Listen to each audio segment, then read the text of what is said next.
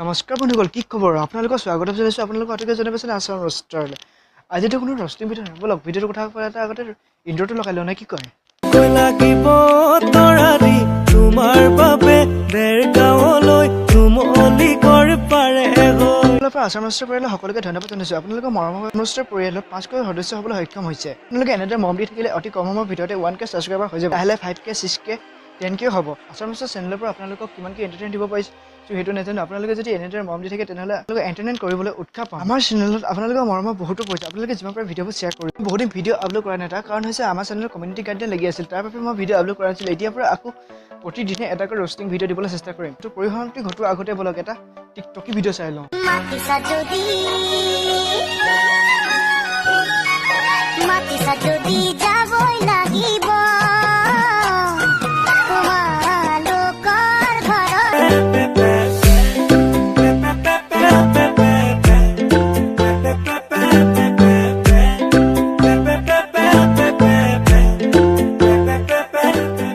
আজিলৈ ভিডিঅ'টো ইমানেই। যদি চাই ভাল পায় তেনেহ'লে লাইক কৰিব, কমেণ্ট কৰিব, শ্বেয়াৰ কৰিব আৰু আজিলৈ ইমানেই।